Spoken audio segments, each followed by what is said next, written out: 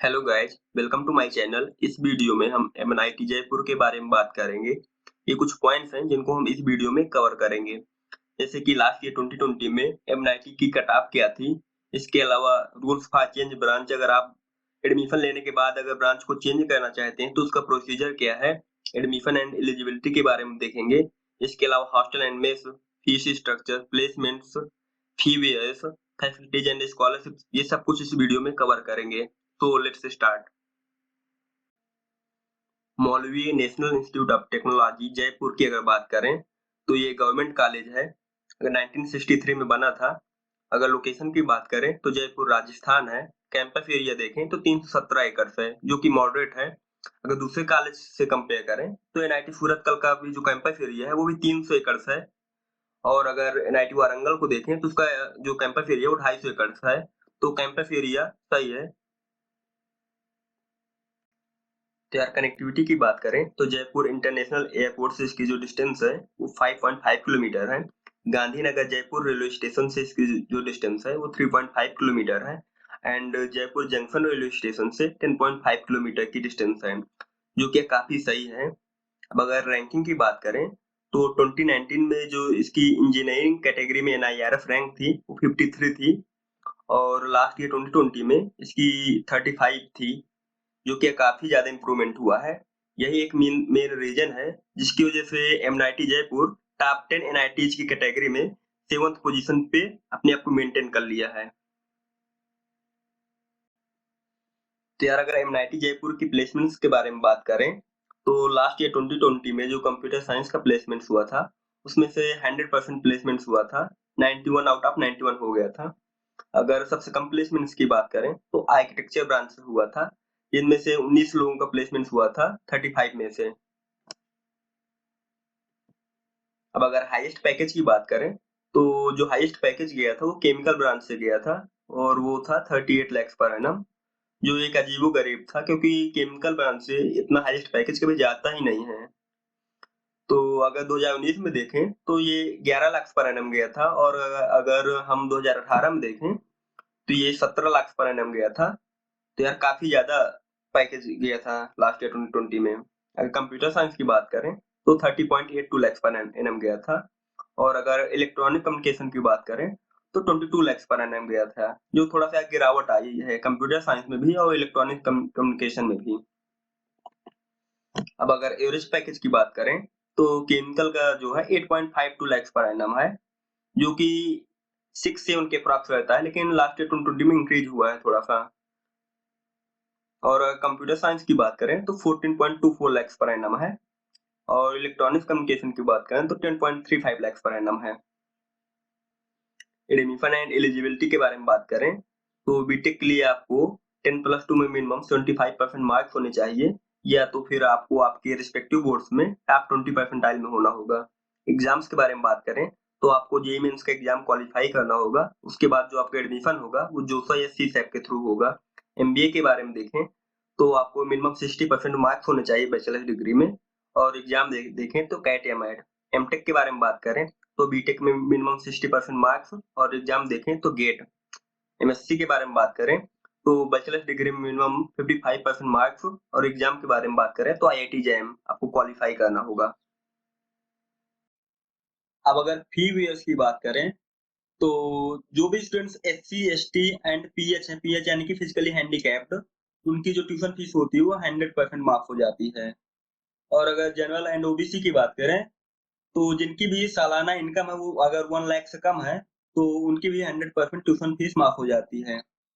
अब अगर general and OBC की बात करें जिनकी इनकम 1 लाख एंड 5 लाख के बीच में है तो उनकी जो ट्यूशन फीस है वो 2/3 माफ हो जाती है। तो अगर एमएनआईटी की फीस स्ट्रक्चर के बारे में बात करें 2020-21 के बैच के लिए, तो यार ये है, आप इसको आराम से देख लीजिएगा, तब तक मैं आपको समझाई दे रहा हूँ। तो अगर ट्यूशन फीस के बारे में बात करें तो जो भी ओबीसी या जनरल स्टूडेंट्स हैं और उनकी फैमिली इनकम 1 लाख से नीचे है तो उनको 0 रुपए पे करना होगा। और अगर जिनकी फैमिली इनकम 1 लाख और 5 लाख के बीच में है तो उनको 20,834 रुपए पे करना होगा। उनको 2/3 रिलैक्सेशन मिल जाता है। अब जिनकी फैमिली इनकम 5 लाख से अबव है उनको 62,500 रुपए पे करना होगा। और SC, ST या PHN के फिजिकली हैंडीकैप्ड स्टूडेंट्स के बारे में देखें तो उनको 0 रुपए ट्यूशन फीस लगेगी। अब अगर इंस्टीट्यूट फीस के बारे में देखें,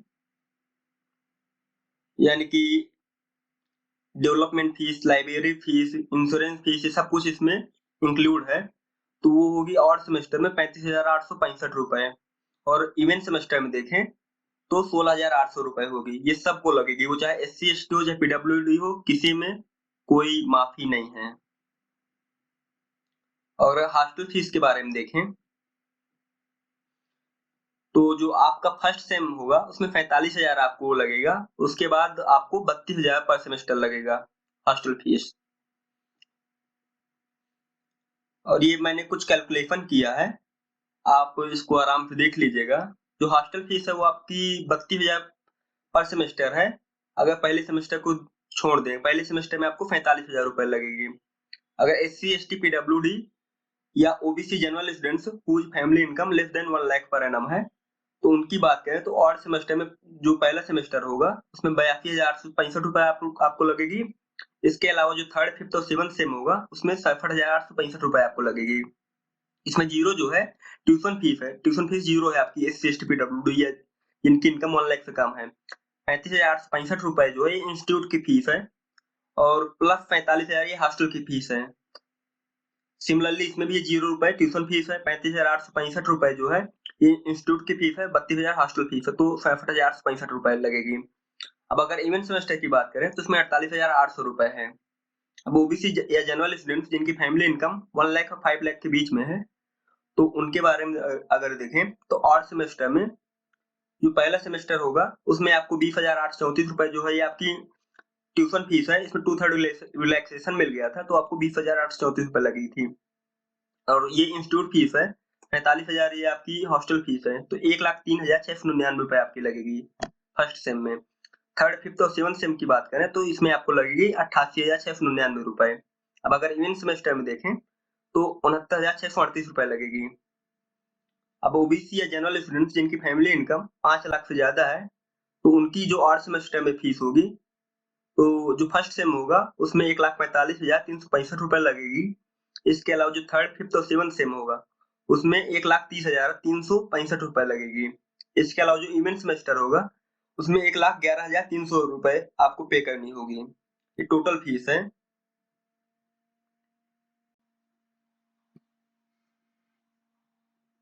ये MNIT की साइट है जो फीस स्ट्रक्चर से रिगार्डिंग है, 2020-21 के स्टूडेंट्स के लिए है। आप यहाँ जाकर के फीस चेक कर सकते हैं। और ये हॉस्टल के लिए है, इन सबको मैं डिस्क्रिप्शन पे दे दूंगा, आप देख लीजिएगा। इसके अलावा आप अगर सीट मैट्रिक्स चेक करना चाहते हैं, यानी कि अपनी branch wise number of seats check करना चाहते हैं, तो ये जोसा की साइट है, इसको भी मैं डिस्क्रिप्शन पे दे दूंगा, आप जाकर के देख लीजिएगा। तो यार अगर आप रूल्स फॉर चेंज ब्रांच के बारे में बात करें तो यार अगर आप MNIT जयपुर में एक बार एडमिशन ले लेते हैं तो आप अपनी ब्रांच को चेंज नहीं कर सकते हैं। वहीं अगर दूसरे कॉलेजों से कंपेयर करें तो काफी कॉलेजों में ये ऑप्शन होता है कि अगर आप अपनी ब्रांच से सेटिस्फाई नहीं है तो आपको फर्स्ट ईयर के एंड में एक मौका दिया जाता है। उसके लिए कुछ कंडीशंस होती हैं, अगर आप उसको फुलफिल करते हैं तो आपकी ब्रांच जो है वो चेंज कर दी जाती है। फैसिलिटीज के बारे में बात करें तो आपको सेंट्रल लाइब्रेरी मिल जाएगी, जिसमें अबाउट 1,33,600 बुक्स हैं। Gymnasium, health care centre, canteen, post office, shopping centres, banks, guest house, ये सब कुछ मिल जाएगा, क्योंकि आपको टॉप के NIT में देखने को मिलती हैं। इसके अलावा स्पोर्ट्स फैसिलिटीज की बात करें तो इसमें आउटडोर गेम्स मिल जाएंगे। ये कुछ आउटडोर गेम्स हैं, आप इनको देख लीजिएगा। और ये इंडोर गेम्स हैं, इनको भी आप देख लीजिएगा। अब अगर स्कॉलरशिप्स की बात करें तो ये PDF की लिंक है, इसको मैं डिस्क्रिप्शन पे दे दूंगा। इसमें 50 स्कॉलरशिप्स भरी पड़ी हुई हैं, आप देख लीजिएगा, उसके बाद आप अप्लाई कर सकते हैं। हॉस्टल फैमिलीज के बारे में देखें तो टोटल 13 हॉस्टल्स हैं, जिनमें 15 बॉयज हॉस्टल्स हैं और 3 गर्ल्स हॉस्टल्स हैं। फर्स्ट ईयर में देखें तो आपको शेयर्ड रूम्स मिलते हैं, 3 स्टूडेंट्स पर रूम।